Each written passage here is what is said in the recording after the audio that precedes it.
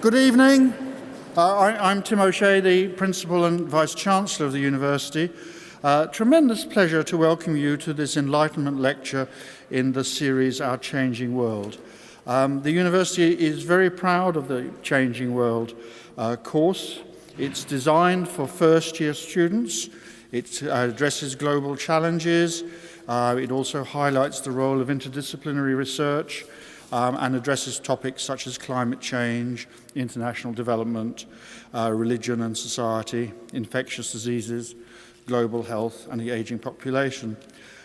This is the third year we have run this course, and I think one of the things that's very attractive about it is it's addressed at different levels. There are first-year students who are in the audience who are taking the course for credit, and they've had the privilege of a masterclass with our lecturer earlier today. As there's members of the public, and you're warmly welcome, and there are my academic colleagues. It's been a wildly successful endeavour. These courses are all available from iTunes U. They're all recorded. There have been more than 500,000 downloads, and 45,000 people have watched all of the currently 23 online video lectures. So in addition to students, members of the public and staff here, and we've got an audience in excess of 1,000 tonight, there is also the slightly bigger audience of 500,000 out there. This course wouldn't have happened without the inspirational guidance of two professors in the School of Biomedical Sciences, Professor Gareth Leng and Professor Mayank Ducha, and it is wonderful to see colleagues in a particular specialised area of the university reach out and do something that addresses students in all our 22 schools and addresses wider public. We've been very privileged. We've had very distinguished lecturers, internal and external, in the 3 years of this course. At this slot last year, we had John Snow, who was superb, and we're expecting an equally superb lecture this evening from Mary Robinson. As you will know, she served as the 7th and first female President of Ireland from 1990 to 1997, and then subsequently United Nations High Commissioner for Human Rights from 1997 to 2002. She first rose to prominence as an academic, barrister, campaigner and member of the Irish Senate, and she's a transformative figure in the history of the presidency of Ireland, who revitalised and liberalised a previously conservative and low-profile office. She has been Honorary President of Oxfam International since 2002 and of the European Inter-University Centre for Human Rights and Democratisation since 2005, and she is Chair of the International Institute for Environment and Development and a founding member and Chair of the Council of Women World Leaders. So massive contributions. She returned to live in Ireland at the end of 2010 and has set up the Mary Robinson Foundation, Climate Justice, which has as the objective to be a centre for thought leadership, education and advocacy on the struggle to secure global justice for those many victims of climate change who are usually forgotten, the poor, the disempowered and the marginalised. She's also Chair of the Institute of Human Rights and Business and Chancellor of the University of Dublin. In 2004, she received Amnesty International's Ambassador of Conscience Award for her work in promoting rights. We're very proud of the fact that she's an honorary graduate of this university and got an honorary degree 10 years ago. And she's very proud of the fact that her father is a medical graduate of this university and graduated in this very hall. So it is a great pleasure to invite her to address you on the subject, human rights in the modern world. Yeah.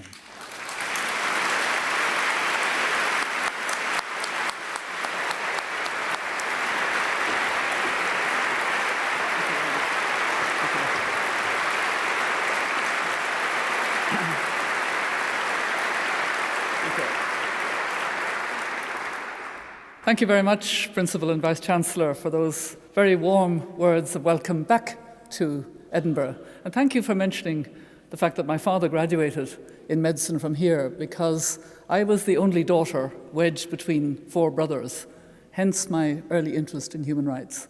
But I really adored my father, and he was very proud of the fact that he had studied in the University of Edinburgh. So from a very early stage, I thought this must be a great university. And I was very pleased to be honoured myself a few years ago and have that link with the university. And I'm very happy now to take part in the Enlightenment lecture series. Indeed, it's just 5 months since I was invited here to the Playfair Library Hall to speak at the launch of the Scotland Climate Justice Fund, alongside the First Minister, Alex Salmond, and the then Minister for Environment and Climate Change, Stuart Stevenson, and the Chair of the Scottish Human Rights Commission, Alan Miller. Since then, as many of you will know, Alan Miller delivered his lecture in the Enlightenment lecture series, From Climate Change to Climate Justice. I'm not quite sure why he was allowed to take my main plank, and who decided that he could talk about climate justice when I was coming. But however, I'm also going to talk about it later. And I hope indeed that some of my remarks will build on what he was saying. I've been following closely the progress of the Scottish Human Rights Commission. I was here in 2008 when it was launched, and I was back again in October 2010 for an impressive gathering of representatives of human rights institutions from around the world on the subject of business and human rights. A very impressive meeting in the Scottish Parliament. And I'm also pleased to see that Alan himself, on behalf of the Scottish Human Rights Commission, is playing a leading role in both the European Group and the Commonwealth Network of national human rights institutions. You're justifiably proud here in Scotland that the Scottish Enlightenment of the 18th century was characterised by an outpouring of intellectual and scientific accomplishments. The thinkers of the Scottish Enlightenment asserted the fundamental importance of human reason, combined with a rejection of any authority which could not be justified by reason. They held to an optimistic belief in the ability of humanity to effect changes for the better in society and nature, guided only by reason. I think we must learn from this important period of history and believe once again that we hold the power to tackle the problems of our modern world, such as poverty and climate change, and create a more equitable and sustainable planet for all. I'd like to begin my own topic this evening, which is human rights in the modern world, by taking a look back to the beginning of this short century. At the historic Millennium Summit in September 2000, the largest gathering ever up to that point of world leaders and UN member states reaffirmed their commitment to ensure the full realization of human rights in the Millennium Declaration, and they recognized the link between human rights, development, and good governance. From that Millennium Declaration, there was extrapolated 8 Millennium Development Goals, which many of you will be familiar with, to tackle poverty, to improve health, to have gender equality, etc. And these were goals that the world could focus on, and they were measurable. They had indicators to measure them, and we're still working on them up to 2015. That all seemed very positive from the point of view of human rights and development. Just 1 year later, though, the terrorist attacks on the United States of America on September the 11th, 2001, shook the world. I was still serving as UN High Commissioner for Human Rights at that time. When the dust cleared from 9/11, literally and figuratively, I recall thinking to myself in considerable alarm, not just has this been devastating for those who were killed and for their families and for those who were affected by having to deal with the whole issue, but what does it mean for the future of human rights standards? The war on terror resulted in a devastating undermining of human rights standards in the United States itself and in much of the rest of the world. Counter-terrorism measures often violated human rights, such as extraordinary rendition, meaning sending somebody to another country to be tortured, knowing that they would be tortured in that other country. Ambivalence or worse on use of torture in countries that had ratified the Convention Against Torture. Opening Guantanamo Bay without regard for the Geneva Conventions, a very pervasive and sometimes unlawful surveillance, and many other steps. What the war on terror has taught us over a period of time is that, in fact, we must hold to our human rights values and keep them at our core in order to win the minds and hearts of people everywhere, and thereby effectively counteract the threat of terrorism. But human rights are about more than just what we call civil and political rights. There are also economic, social, and cultural rights, the fundamentals of human dignity. It's shocking to me that in the 21st century, about 1 billion people go to bed hungry every night. And many children die of hunger in our world today. There are clearly issues of inequality, both within countries and between countries, that need to be addressed in order to tackle this issue. At the Rio +20 conference in June of this year, the conference that built on the first Rio conference 20 years ago, world leaders, along with thousands of participants from governments, the private sector, NGOs, and other groups, came together with the goal of shaping a new development paradigm, one that could reduce poverty, advance social equity, and ensure environmental protection on an ever more crowded planet, to get to the future we want, as the title said. The outcome fell short of this vision, with some agreements made, but no real paradigm shift towards true sustainable development. Overall, I was disappointed with the outcome from Rio +20 and feel the negotiated text failed to place human rights at the centre of sustainable development. The failure, for example, to include the term reproductive rights in the text was a step backwards from the Cairo Consensus in 1994 and the Beijing Conference in 1995, showing that we must continue the fight for the full realization of human rights. And I was meeting with students at lunchtime. We were discussing human rights issues, and I was making it clear it's not always a straightforward progress. Sometimes there are setbacks, and we have to try to move forward again. People will need to mobilize themselves, and there was a lot of talk about mobilizing coming away from the Rio conference. Mobilize themselves to make sure that the world we pass on to our children and grandchildren is safe, equitable, prosperous, and sustainable. The legacy of Rio +20 will not be the negotiated text, which is quite weak, but the extent of the mobilization of people to build the future they desire. The challenge now is to ensure that human rights are a central part of the post-2015 development agenda.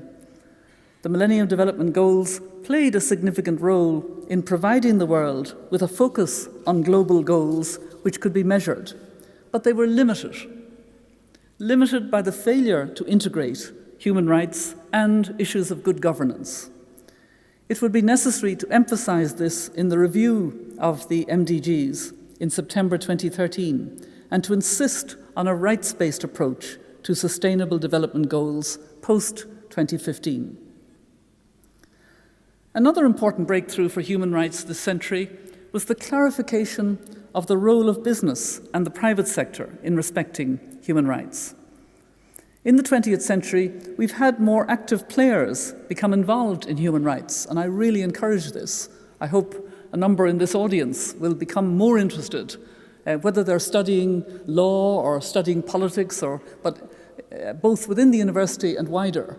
And this is an issue for everybody. Human rights are not a specialist concern. They are a matter for everybody. And in the 20th century, we've had more active players become involved in human rights. in civil society, what we call non-governmental organizations, philanthropic foundations, and indeed business. Work on drawing up guiding principles for governments and business was led by Professor John Ruggie, who was the UN Special Representative on Business and Human Rights. He worked for 6 years and developed, first of all, a framework and then guiding principles. And in June 2011, the United Nations Human Rights Council unanimously endorsed the new guiding principles on business and human rights, designed to provide for the first time a global standard for preventing and addressing the risk of adverse impacts on human rights linked to business activity, demonstrating that in the 21st century, everyone must take responsibility for human rights. Just a week ago, I attended the World Economic Forum in Dubai. I was chairing the Global Agenda Council on Human Rights. There was much energy and excitement at the session as we discussed the importance to governments in the region of fulfilling the duty that they have to protect their populations from human rights violations by corporations. And we also discussed the fact that corporations themselves have a responsibility to respect all human rights. And how is this to be implemented in practice in different parts of the world? In all our thinking about human rights in the world, I believe that we can be guided by the visionary approach to our common future, which was contained in the report of a high-level panel set up by UN Secretary-General Ban Ki-moon, which reported in January. It was the high-level panel on global sustainability, and its report is called Resilient People, Resilient Planet, a Future Worth Choosing. It sets out a people-centred and rights-based approach to safeguarding the planet and ensuring prosperity. And I want to quote from one paragraph which I think sums up quite well the thinking of the panel. The truth is that sustainable development is fundamentally a question of people's opportunities to influence their future, claim their rights, and voice their concerns. Democratic governance and full respect for human rights are key prerequisites for empowering people to make sustainable choices. The peoples of the world will simply not tolerate continued environmental devastation or the persistent inequality which offends deeply held universal principles of social justice. Citizens will no longer accept governments and corporations breaching their compact with them as custodians of a sustainable future for all. More generally, international, national and local governance across the world must fully embrace the requirements of a sustainable development future, as must civil society and the private sector. At the same time, local communities must be encouraged to participate actively and consistently in conceptualizing, planning, and executing sustainability policies. Central to this is including young people in society, in politics, and in the economy. That's the end of a quote which is from a particular section about the vision, but I think it captures the kind of values that we need, and I loved that reference to including young people, because that doesn't happen enough. It may seem in a university context that young people are included, but in wider society this is not the case, and we have to address that issue and address it with some urgency. The values that I've just been referring to get to the heart of what my foundation, the Mary Robinson Foundation Climate Justice, is working to achieve, a human rights-based approach to climate change, which places people at its centre and works towards an equitable solution to the climate crisis. The work of our foundation is informed by and committed to a number of principles, the principles of climate justice, which you can find on our website, which is www.mrfcj, for the initials of the foundation, Mary Robinson Foundation Climate Justice. I emphasize the principles of climate justice because we live by them. We didn't just draw them up with a number of other organizations and agree them and draw on the Universal Declaration of Human Rights and the Climate Convention, etc. We actually want to have a values-led approach to what we do. And one of those is the right to development. It was recognized as a human right since 1986. The right to development acknowledges the right of every human person and all peoples to participate in, contribute to, and enjoy economic, social, cultural, and political development in which all human rights and fundamental freedoms can be fully realized. That's Declaration 41/128. It's our moral obligation to ensure people everywhere in the world realize their right to development by supporting them in embracing a low-carbon, climate-resilient way of life. My colleagues and I in the Foundation also believe that the benefits and burdens associated with climate change and its resolution must be fairly allocated. This involves acceptance of a phrase which is in the Climate Convention, but which has never been properly opened up and given space and place for genuine discussion. The phrase is the acceptance of common but differentiated responsibilities and respective capabilities in relation to reduction of greenhouse gas emissions. This is a pretty common sense idea that those who have most responsibility for greenhouse gas emissions, those countries that have based their economic development on fossil fuel-based economic growth, must bear most responsibility and have the most capacity to act, and they must cut emissions first. In addition, those who have benefited and still benefit from emissions in the form of ongoing economic development and increased wealth, mainly in industrialized countries and including now in emerging economies, the big economies like China, India, Brazil, etc., have an ethical obligation to share benefits with those who are today suffering from the effects of these emissions, mainly vulnerable people in developing countries. People in low-income countries must have access to opportunities to adapt to the impacts of climate change and be enabled to embrace low-carbon development through access to sustainable energy, innovation, and knowledge. Climate change will be one of the defining attributes of this century, and our ability to deal with this challenge while shaping a world of opportunity for all of humankind is a daunting task. We are not on top of it. We are not on course for a safe world that will be below 2 degrees Celsius above pre-industrial standards. We're heading towards a world of 4 degrees or higher. For these reasons, I approach climate change as an issue of justice and human rights. And I'd like to use this lecture to further explore climate change as an issue of justice.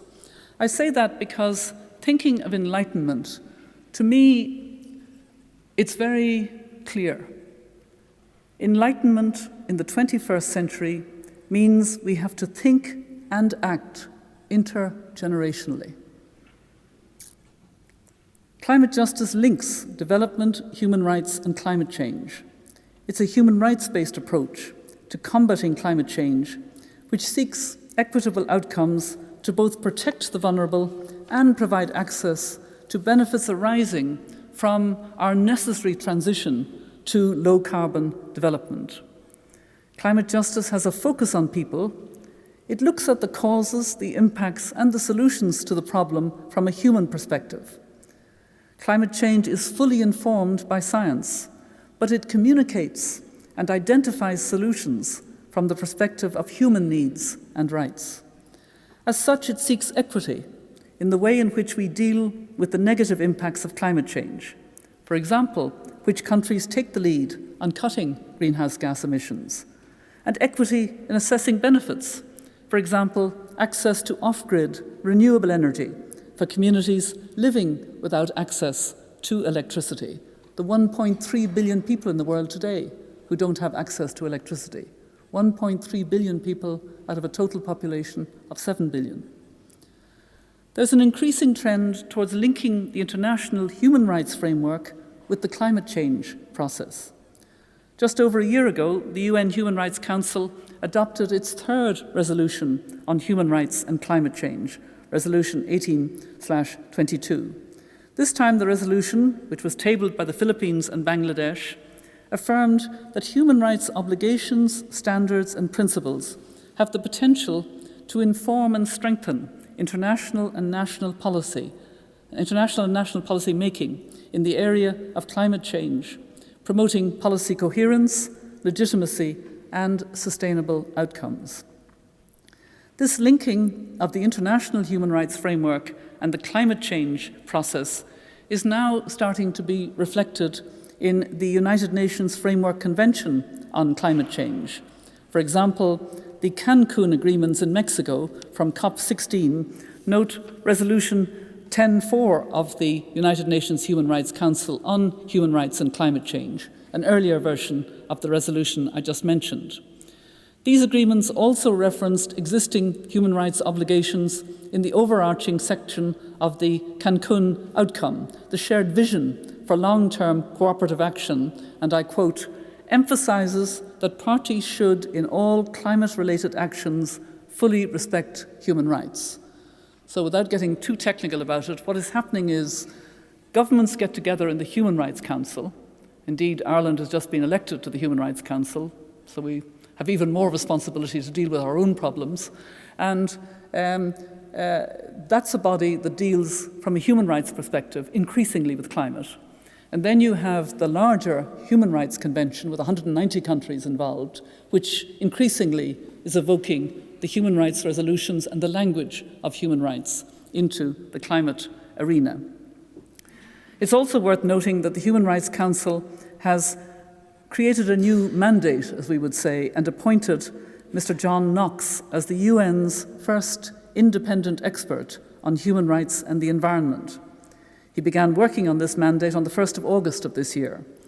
Climate change will feature in this work, allowing further evidence of the links between rights and a healthy environment to come to light.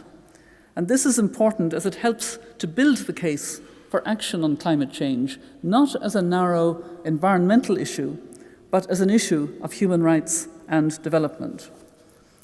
Here in Scotland, this message has already sunk in. Your policies on climate change are closely linked to those on economic development and human rights. As a result, Scotland is numbered amongst the few countries in the world to adopt climate change legislation, setting world-leading emissions reductions targets, the most meaningful signal of a nation's commitment to act. Enshrining your mitigation commitment in law demonstrated not just a desire to act, but also a willingness to be held accountable by your citizens and the international community. The countries showing leadership on climate change are diverse and include Mexico and Kenya. Adopting climate change legislation is not a function of the wealth or the development of a society. In fact, low-carbon, climate-resilient development is even more relevant to the policies and plans of poor developing countries. Last October, I had the honour of delivering a lecture in a different venue in Scotland. You never know how politically correct it is to mention some other university, but I'm going to do it anyway. I delivered the 2011 Magnuson Lecture at Glasgow Caledonian University. And when I did that, as I tend to do nowadays, I challenged both the government and civil society in Scotland to become champions of climate justice. And I was very pleased that your First Minister, in his speech to the Communist Party Central School in China last December, highlighted climate justice as the solution to addressing the impacts of climate change. I'm very pleased that Scotland has taken up this challenge, and I'm impressed by the leadership being shown here in the area of climate justice, with the first ever parliamentary debate on climate justice worldwide taking place on the 1st of March 2012 in the Scottish Parliament. This debate reflected the importance of linking climate change to human rights and how climate change unjustly impacts on the rights of those most vulnerable communities around the world. As I mentioned earlier, I was also delighted to be present at the launch in May of this year of the Scotland Climate Justice Fund, which is providing about £3 million to support water projects in Malawi, Rwanda, Tanzania and Zambia, increasing communities' resilience to the impacts of climate change. And I'm pleased to learn that the first applicants to this fund will be announced shortly. It's crucial, as Alan Miller stated in his lecture, From Climate Change to Climate Justice last month, that Scotland maintain this momentum in championing climate justice and proceed with its plans to host an international conference on climate justice in 2013. This conference will provide Scotland with a platform to demonstrate its leadership on climate justice and to show that this important issue is now integrated into Scotland's updated international framework published just last month.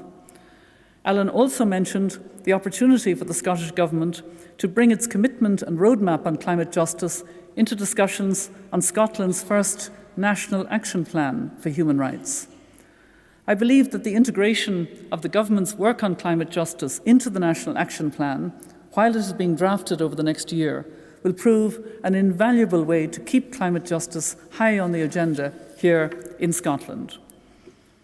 Meanwhile, in the Mary Robinson Climate Justice Foundation, we're working on a new initiative with the World Resources Institute, based in Washington, D.C., called the Climate Justice Dialogue. It's going to be a global dialogue. The Climate Justice Dialogue aims to mobilize political will and creative thinking to shape an equitable and ambitious international climate agreement to be concluded in 2015. It will facilitate a global dialogue on issues of equity and justice in the context of climate change, while creating a strong evidence base to support and build momentum for an equitable outcome. The window of opportunity for this dialogue opened in Durban last December. More than 190 countries gathered under the auspices of the Climate Convention in Durban and acknowledged that climate change represents an urgent and potentially irreversible threat to both human societies and the planet, and thus requires urgent and sustainable action by all. The agreement of the Durban Platform for Enhanced Action, at COP17 as it was called, marked significant progress in climate negotiations as all countries reached agreement on a roadmap towards a new legal agreement. To achieve this, it would be necessary to have a serious global discussion on issues of equity and the acceptance and the meaning and the impact of common but differentiated responsibilities and respective capabilities in relation to reduction of greenhouse gas emissions. But we believe that equity is also relevant to adaptation. How do poor countries adapt to the worsening climate shocks they're suffering, where they have no insurance and they have to learn new ways to cultivate? Equity is relevant to the transfer of technologies. We can help to deal with the justice issue by helping poor communities to have access to clean technologies. Equity is relevant to financial instruments and can increase the political ambition to avoid dangerous climate change. Beyond the negotiations, there's a need to mobilize domestic constituencies in countries around the globe to demand greater ambition from political and business leaders. A compelling vocabulary of arguments built upon a solid evidence base will be needed to motivate domestic stakeholders, including citizens, consumers, corporations and governments at all levels, to demand more urgent and ambitious action on climate change. We're proposing that a climate justice narrative can form a vital component of this wider vocabulary. In recent years, a variety of new social movements, ranging from the coloured, the rose and other revolutions in Eastern Europe, and the Arab awakening, to indeed, at the other end, the Occupy movement and the Tea Party, have emerged across the globe with seismic impacts on our global political discourse. Social media and speed of interaction can enable a galvanizing of a movement that people want to be part of and believe in. In the coming 3 years, we have a window of opportunity to develop a strong climate justice narrative to complement the emerging science on climate change. It's only by responding to science and protecting people's human rights that an effective and equitable deal can be done to avoid dangerous climate change. The role of the Climate Justice Dialogue is to facilitate discussions around the world that bring people together, allow them to have space to talk and be listened to, and to create new constituencies demanding action of their leaders. There's an opportunity for Scotland to join the climate justice dialogue, and my foundation is already working with the Glasgow Caledonian University to build a global climate justice research database with documents researched from around the world on the theme of climate justice. So far, Dr. Tashin Jaffrey and her team at GCU have compiled over 1,000 entries from around the world of climate justice research conducted over the past 10 years. In addition, there's an opportunity for the proposed International Climate Justice Conference, which the Scottish Government has committed to hosting in 2013, to plug into the work of the climate justice dialogue. We need to build urgency and ambition because we're not on course for a safe world. When I say those words, they come back to me in the faces of the people who are most affected. We need to take the urgency I feel when I talk to those who know the situation firsthand. Women farming in Uganda, like my friend Constance O'Kellett, who tells me that when she was growing up in her village, there were seasons. So they were poor, but they knew when to sow and they knew when to harvest, and they had enough food. Now they have periods of prolonged drought and then flash flooding, and then more drought. It has swept away the school, and she formed a group of women to try to fight back. When I was in Bangladesh, I was taken down to the Bay of Bengal to see the brackish water from a cyclone, which is still affecting the population there, and they can no longer fish in the way that they did, and they have to find new ways of growing crops that can grow in brackish water. And they know that cyclones will become more common.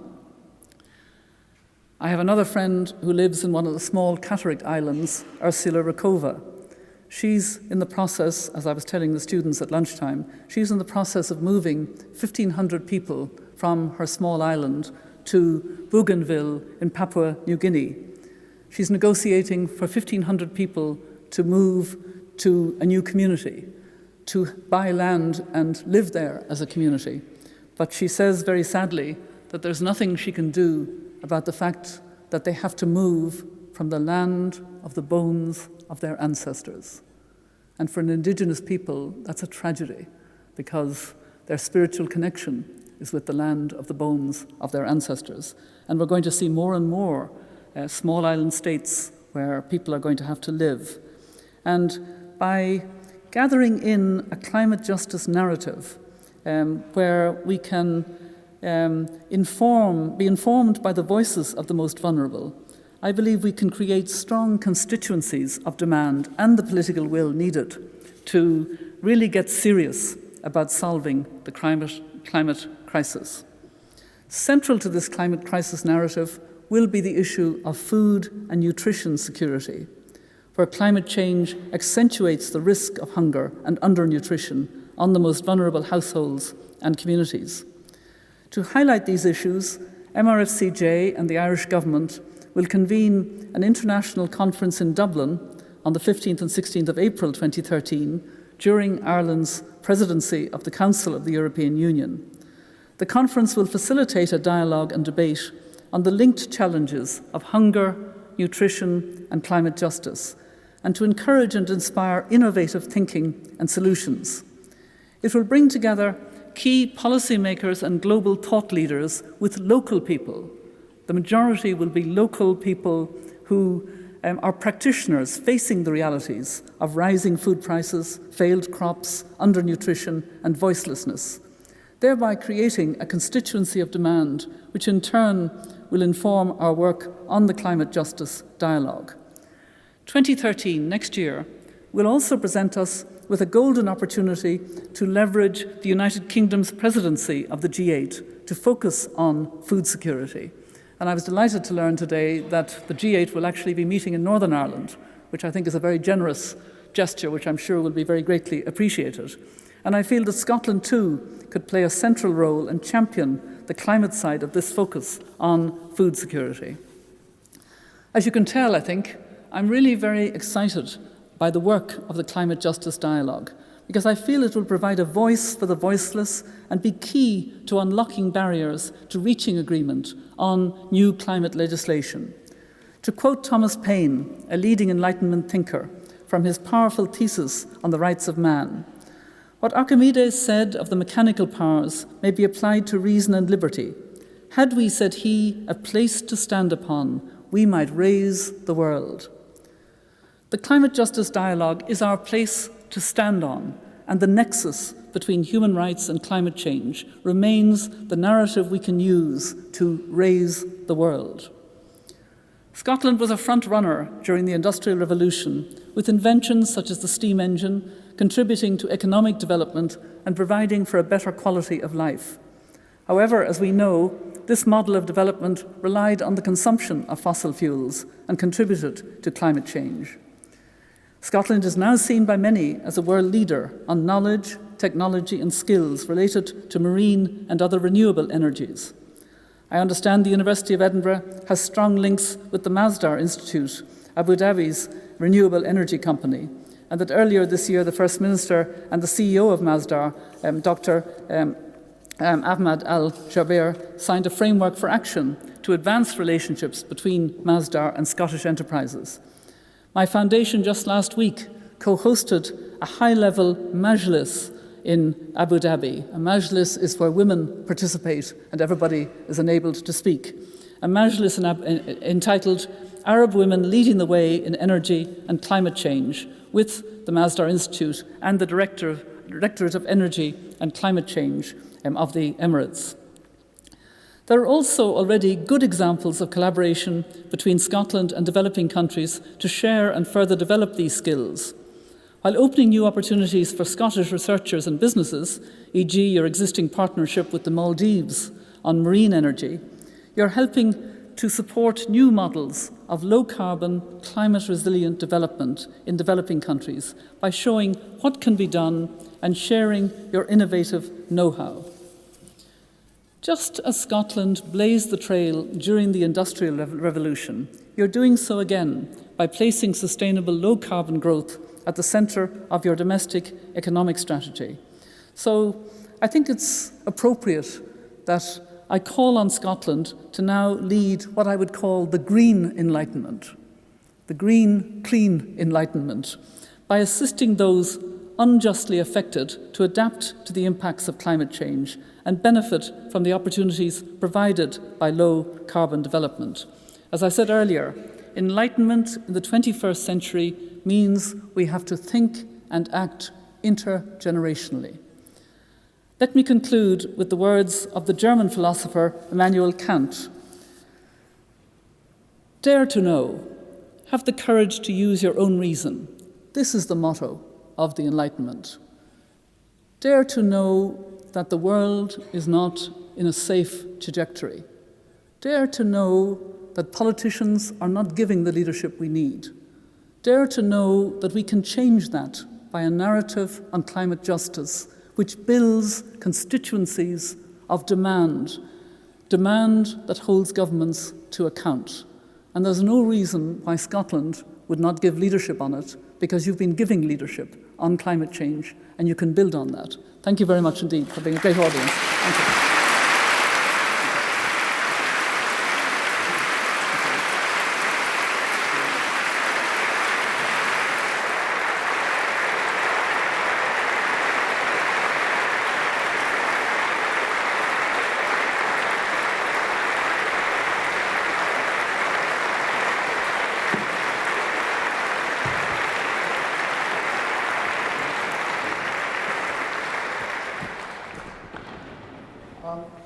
That was an absolutely superb lecture. Now we've got time for questions. When you're asking a question, please state who you are and please be relatively brief. Who would like to ask the first question? Here we have somebody. And wait for the microphone. Otherwise, when people go, stand up. So we just wait for the microphone. Otherwise, people will just look at you on YouTube and all they'll see is. Hi, my name's Sergio. I'm from the USA, and I'm doing an MSc in Soils and Sustainability here. My question is, I'm taking a course in food security right now, and I'm writing an essay on Sorry, but Continue. I'm very interested. It's a vulnerability analysis on food security in Zimbabwe. I'm just wondering about what you think about how the vulnerability of the people in sub-Saharan Africa and other poor countries, and what's being done to address that, the vulnerability. Yeah. Well, thank you. That's a very good question. And also, I'm delighted at your subject because this is what we need from universities. We need more focus on what is happening in reality, and a vulnerability analysis will bring that out. It will look at soil depletion, it will look at water problems, it will look at what are the possibilities. Africa is the main continent that I've been working on human rights in over the years. I've now broadened to other parts of the world because our dialogue on climate justice will be global. But Africa I know relatively well. It's why I came to climate justice. The prolonged drought and flash flooding that my friend Constance O'Kellett described in Uganda. I was back in Somalia in July 2011 when the United Nations declared famine. I say back in Somalia because I had been in Somalia in 1992 as President of Ireland, asked to go there by the aid agencies because there was fighting between different warlords and the food wasn't getting to the feeding stations in the conflict and people were dying, and they wanted to draw attention to this.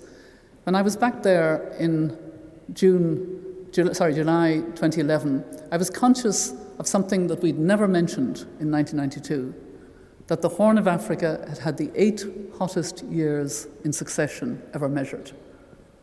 So you can imagine what that's doing to an already vulnerable dry area. And that's the problem we're dealing with. We're dealing with something very, very significant that is a change that is resulting in climate shocks for people who have no insurance. In Liberia, my friend Ellen Johnson Sirleaf, the president, complains about the fact that when she was growing up in Liberia, the 2 rainy seasons were quite predictable within a week or so. Now they're completely unpredictable, and she can't mend her roads, she can't plan her economy. So that is the problem of very significant climate shocks. And I was in Zimbabwe about 3 years ago, and I could see, some of the problems there as well. And so I think the work you're doing is very important, but we shouldn't underestimate that climate change is not a thing of the future. It's hurting poor subsistence farmers, poor communities, indigenous peoples, small island states by the millions already. There's a question in the front row here.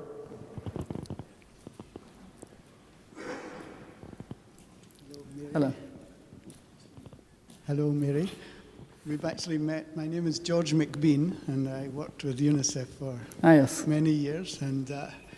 But I have a question about the language difficulties that people that you're talking about to join in the narrative, that there's so many countries around the world that they don't have a word for rights in their own language. And so they may understand climate change because of the impact, but they don't really understand the implications of their legal rights and this word, human rights. So I just wondered what you thought about involving them in the dialogue, in the narration.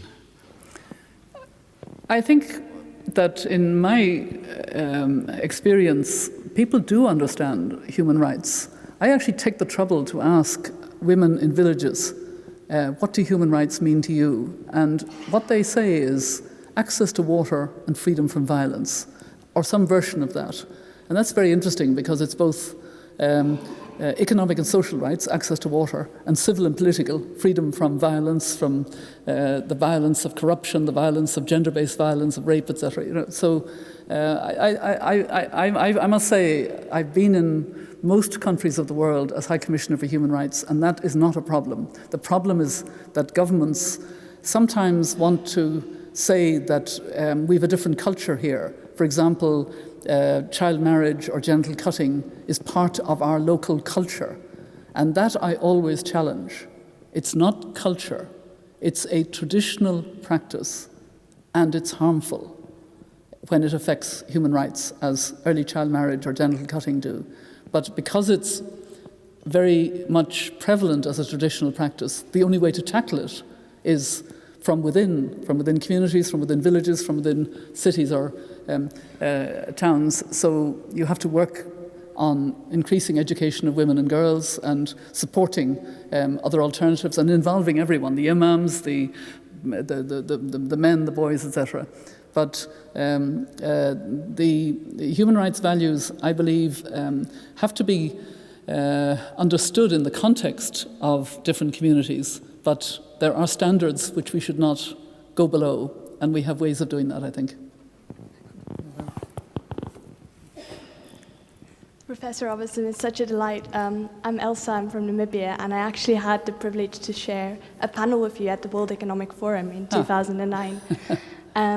You talked a bit about young leadership, and obviously this is really important to me as well, being a young leader from my country. But what can we as young people do to champion that? I mean, obviously there is a responsibility on the government to include young people, but I think there's also a responsibility on young people to be active and to get on the panels.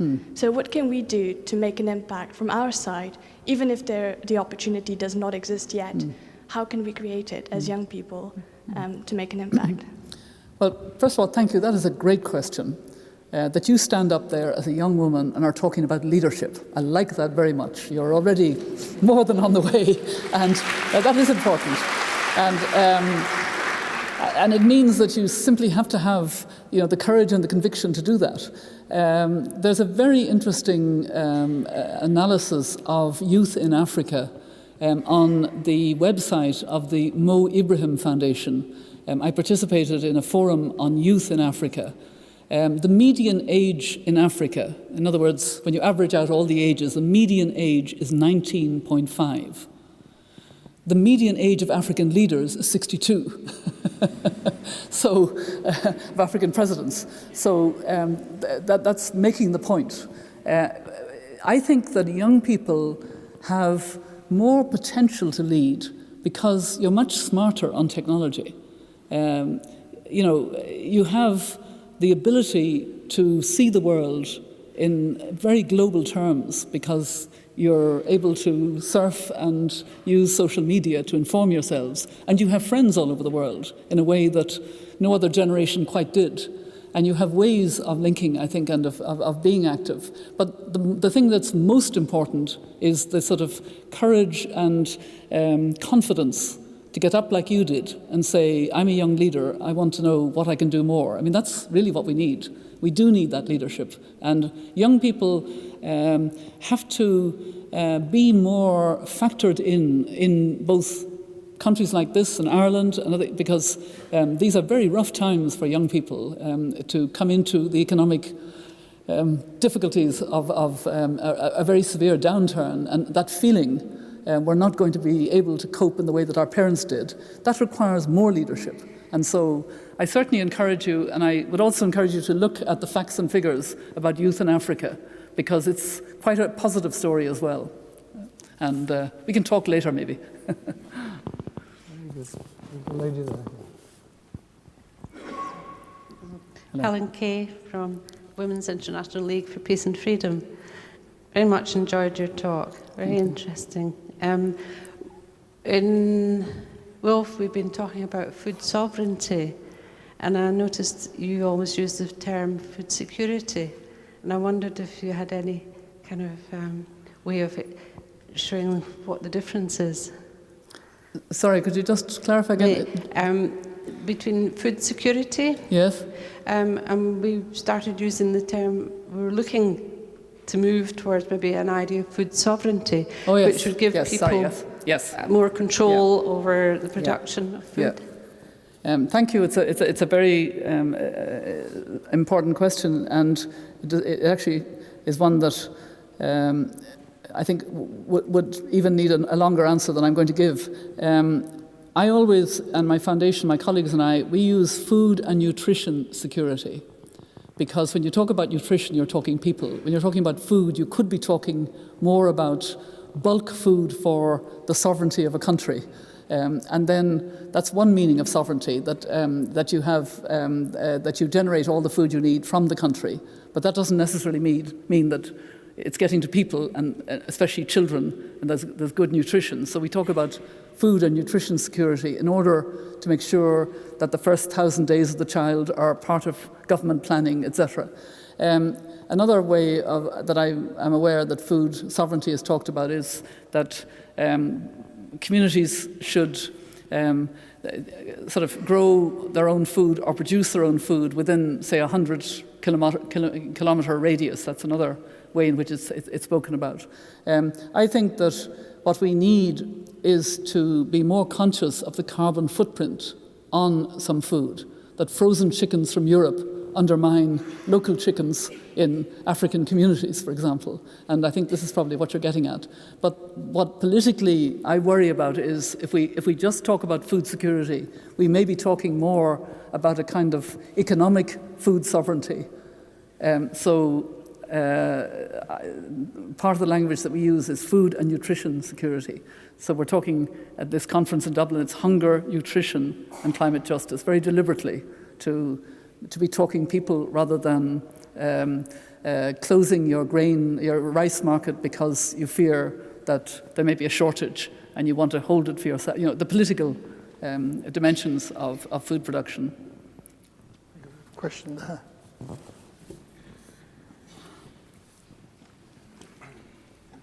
My name's Anton Zhukovsky. I'm a professor in the university. I think the climate change and trying to deal with it is very commendable, and in Scotland we have a commitment to do something about it. But if you look at the developing world, it develops through energy. And we've got 2 billion people in the world wash their clothes in washing machines.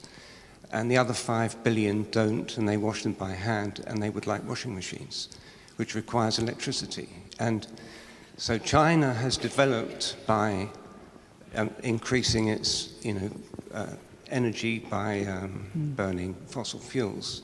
Right now, it's producing more greenhouse gases by burning coal than the rest of the world is producing from transport. So I see a big conflict between, on the one hand, wanting developing countries to develop, and on the other hand, tackling the climate change problem. So, do you have any comment on that? I mean, it seems to me it's not very straightforward.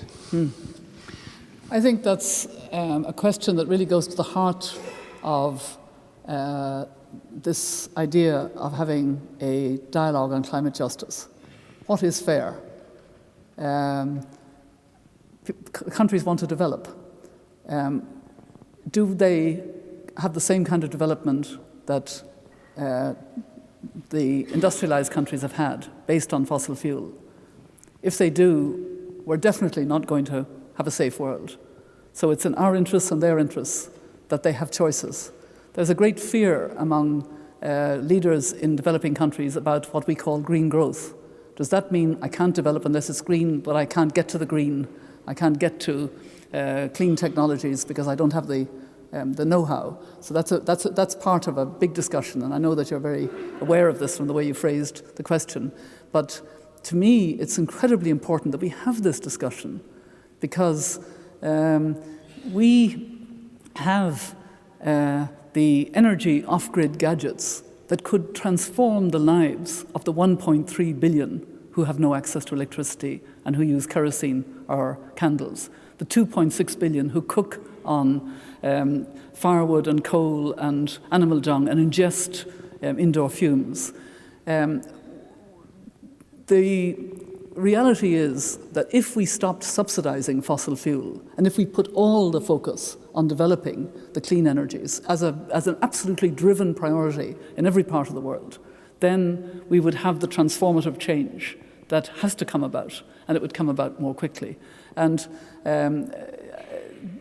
what I'm very adamant about as a human rights person is that poor people have a right to development. But they don't necessarily have to do it in exactly the way we did. And a simple way of putting that is, in Africa, people have moved seamlessly to the mobile phone.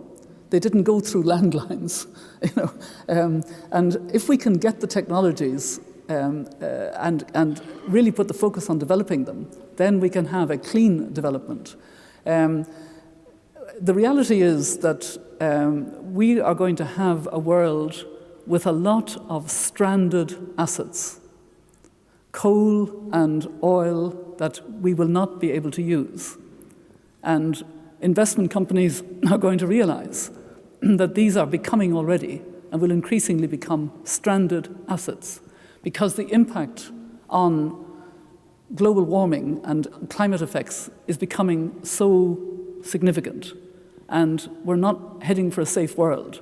So at some point in a not too distant future, a lot of the portfolios of fossil fuel companies will no longer be worth anything. They will be stranded assets.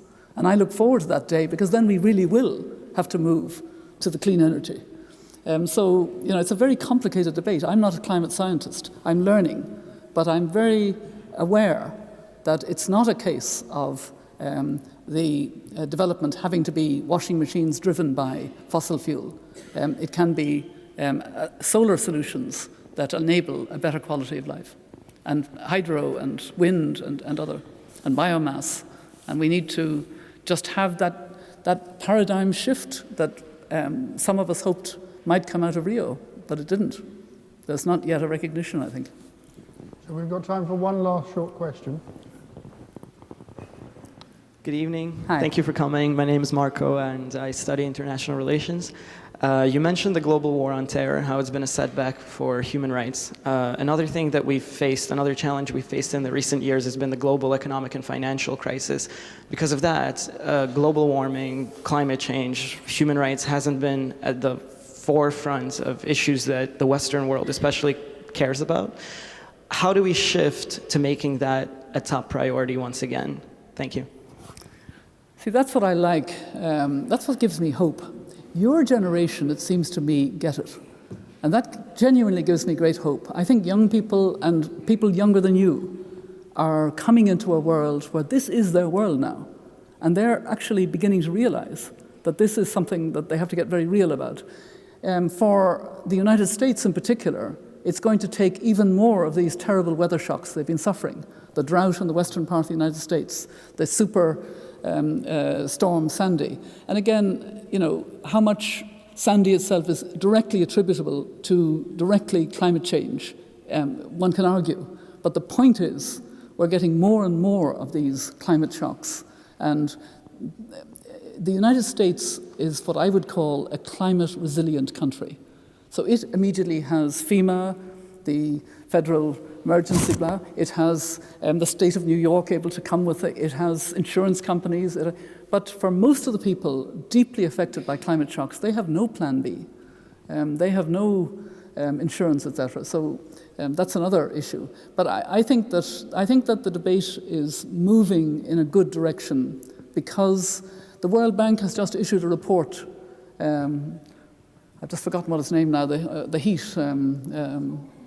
Does anybody remember the name of the report? I've just been reading an executive summary of it, and I can't remember the name of it. I'm an elder, officially an elder.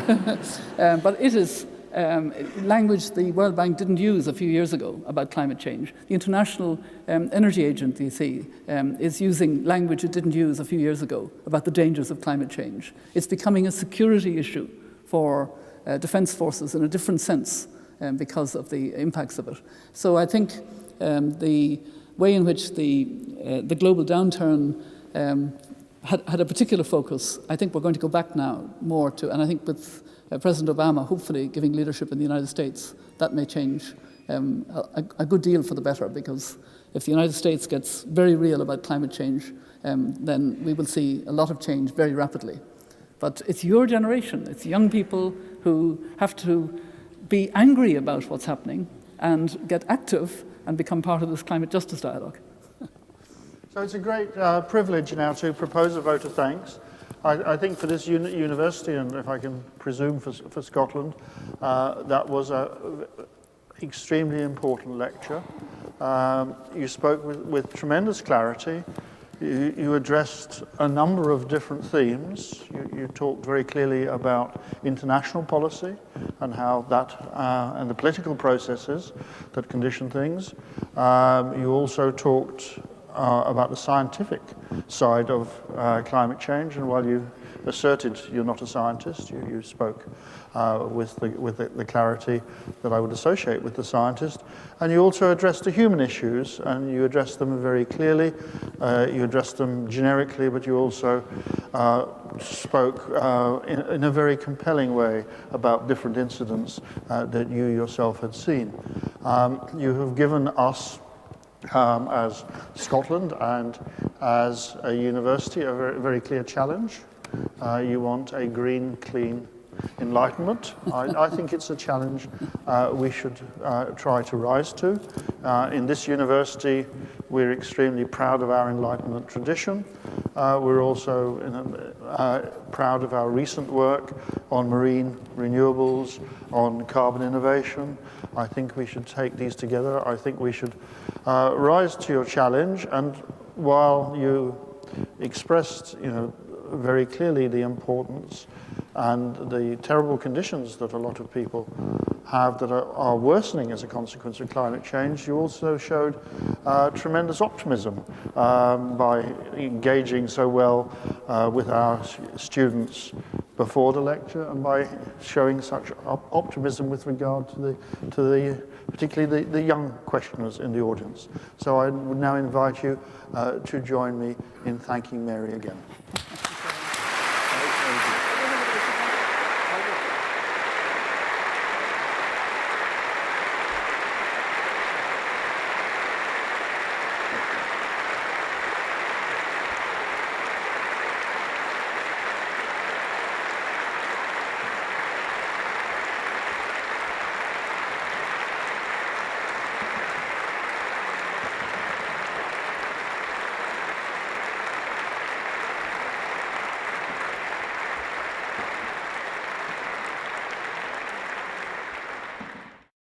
This production is brought to you by the University of Edinburgh.